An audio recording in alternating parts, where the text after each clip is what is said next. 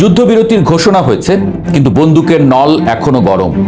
Trump বলছেন সম্পূর্ণ বিজয়, Iran বলছে ঐতিহাসিক প্রতিরোধ, আর এই দুই দাবির মাঝখানে পাকিস্তানের ইসলামাবাদে শুরু হয়েছে ইতিহাসের এক অদ্ভুত কূটনৈতিক নাটক।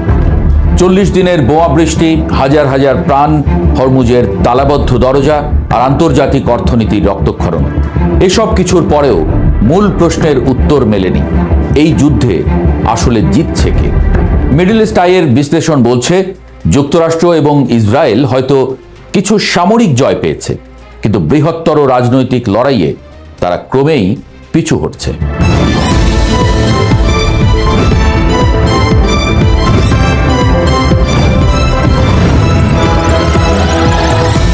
40 দিনের যুদ্ধে যুক্তরাষ্ট্র ও ইসরায়েল মিলে ইরানের 13,000-এরও বেশি লক্ষ্যবস্তুতে হামলা চালিয়েছে। কয়েক ডজন শীর্ষ সামরিক এবং রাজনৈতিক নেতার মৃত্যু ঘটেছে। পেট্রোকেমিক্যাল কারখানা থেকে রেল সেতু সব ধ্বংস। বাইরে থেকে দেখলে মনে হয় বিশাল বিজয়, কিন্তু ভেতরের হিসাবটা সম্পূর্ণ উল্টো। কারণ এই যুদ্ধের আসল রাজনৈতিক লক্ষ্যগুলো কি ছিল? ইরানে রেজিম চেঞ্জ বা শাসন ব্যবস্থার পরিবর্তন ঘটানো, গণ অভ্যুত্থান উস্কে দেওয়া, সশস্ত্র কুর্দি বাহিনীকে রাষ্ট্রের বিরুদ্ধে খাড়া করা এবং ইরানের পারমাণবিক এবং ক্ষেপণাস্ত্র কর্মসূচি চিরতরে বন্ধ করা। এর একটিও অর্জিত হয়নি। ইরানের রাজনৈতিক ব্যবস্থা অক্ষুণ্ণ আছে, কমান্ড অ্যান্ড কন্ট্রোল সক্ষমতা অক্ষুণ্ণ। এমনকি ইরানে ইন্টারনেট সেবা টানা 1000 ঘন্টার বেশি বন্ধ থাকার মধ্যেও রাস্তায় সেনাবাহিনীর প্রতি সমর্থন জানিয়ে মানুষের ঢল নেমেছে। যুদ্ধ পরিস্থিতিতে যে জনগণ ভেঙে পড়বে, সেই ক্যালকুলেশন সম্পূর্ণ ভুল প্রমাণিত হয়েছে।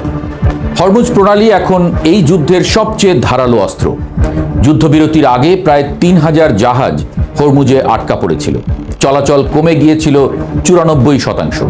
তেলের দাম উঠেছিল প্রতি ব্যারেল $111-এরও বেশিতে। ইরান ঘোষণা দিয়েছে হরমুজ প্রণালী দিয়ে যেতে হলে রিয়ালের টোল দিতে হবে। এই একটি ঘোষণাই বলে দেয় কার হাতে আসল নিয়ন্ত্রণ। যুক্তরাষ্ট্র পাল্টা ঘোষণা দিয়েছে ইরানের সব বন্দরে নৌ অবরোধের, কিন্তু সেই অবরোধ কতটা কার্যকর? চীনের একটি জাহাজ যুক্তরাষ্ট্রের অবরোধকে সরাসরি বুড়ো আঙুল দেখিয়ে হরমুজ পার হয়ে গেছে। বেইজিং মার্কিন অবরোধকে বিপজ্জনক এবং দায়িত্ব জ্ঞানহীন বলে সরাসরি প্রত্যাখ্যান করেছে। সৌদি আরব পর্যন্ত ওয়াশিংটনকে চাপ দিচ্ছে হরমুজ অবরোধ তুলে নিতে।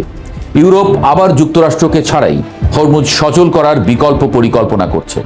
পশ্চিমের এই ভাঙনই ইরানের সবচেয়ে বড় কৌশলগত সাফল্য। ইসলামাবাদে বসেছিল ইতিহাসের এক অদ্ভুত দর কষাকষি। মার্কিন পক্ষে vice president JD Vance, Steve Witkoff আর জেরেড কুশনার, আর ইরান আলোচনায় বসেছে পুরোপুরি অবিশ্বাস নিয়ে। 21 ঘন্টার আলোচনায় কোনো চুক্তি হয়নি। কারণটা ইরান নিজেই বলে দিয়েছে। যুক্তরাষ্ট্র আলোচনায় এমন সব দাবি তুলেছে যা তারা যুদ্ধে পায়নি। ইরান পাল্টা 10 দফার এক কঠোর প্রস্তাব দিয়েছে, যেখানে হরমুজে তাদের প্রভাবের আনুষ্ঠানিক স্বীকৃতি, পারমাণবিক কর্মসূচি অব্যাহত রাখার অধিকার এবং লেবাননে যুদ্ধবিরতি সম্প্রসারণের শর্ত রয়েছে। ট্রাম্প প্রশাসন শুরুতে ইতিবাচক সংকেত দিলেও পরে সরে আসে। বুধবার হোয়াইট হাউস জানিয়েছে দ্বিতীয় দফা আলোচনার সম্ভাবনা নিয়ে তারা আশাবাদী, তবে দিনক্ষণ এখনও চূড়ান্ত নয়। পাকিস্তানের সেনাপ্রধান ফিল্ড মার্শাল আসিম মুনির মার্কিন বার্তা নিয়ে সরাসরি তেহরানে পৌঁছেছেন। কূটনৈতিক শাটলের চাকা ঘুরছে, কিন্তু গন্তব্য এখনো অন্ধকার। যুদ্ধের ময়দানে সবচেয়ে নাটকীয় মোড় এসেছে আইআরজিসির সাবেক প্রধান মোহসেন রেজাইর একটি বক্তব্যে। রাষ্ট্রীয় টেলিভিশনে সামরিক পোশাক পরে দাঁড়িয়ে তিনি বললেন, আমেরিকার রণতরী আব্রাহাম লিঙ্কন সহ সব মার্কিন যুদ্ধজাহাজ ইরানের ক্ষেপণাস্ত্রের নিশানায়। শুধু তাই নয়, তিনি সরাসরি চ্যালেঞ্জ শুনলেন, যুক্তরাষ্ট্র স্থল অভিযান শুরু করলে দারুণ হবে। আমরা হাজার হাজার মানুষকে জিম্মি করব এবং প্রতিটি জিম্মির বিনিময়ে $100 কোটি নেব। এই বক্তব্য কেবল রণহুঙ্কার নয়, এটি একটি পরিষ্কার বার্তা। ইরান দীর্ঘস্থায়ী যুদ্ধের জন্য মানসিকভাবে তৈরি। আমেরিকা কি সেটা পারবে? যুক্তরাষ্ট্র নিজেও স্বীকার করেছে ইরানি বন্দরের নৌ অবরোধ কঠিন অভিযান হবে।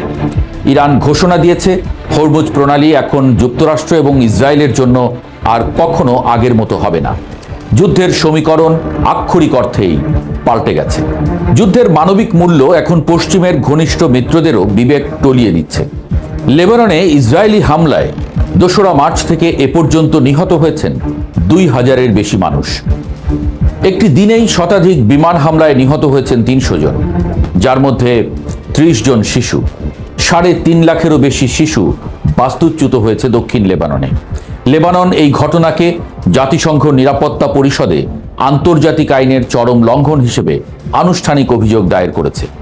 যদিও 10 দিনের যুদ্ধবিরতি ঘোষণা করেছেন ট্রাম্প, তবে বিশ্বাস তাদের আদৌ কেউ করছে বলে মনে হয় না। প্রতিক্রিয়াটা লক্ষ্য করুন।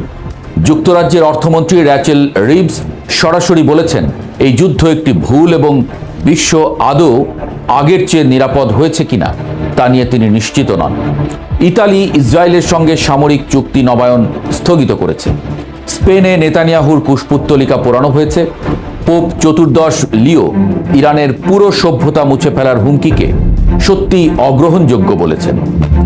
জাতিসংঘ বিশেষজ্ঞরা বলছেন বেআইনি যুদ্ধ শুরু করে বেসামরিক লক্ষ্যবস্তুতে হামলা চালিয়ে এবং গোটা সভ্যতা ধ্বংসের হুমকি দিয়ে যুক্তরাষ্ট্র মানুষের হৃদয় জয়ের লড়াইয়ে হেরে যাচ্ছে।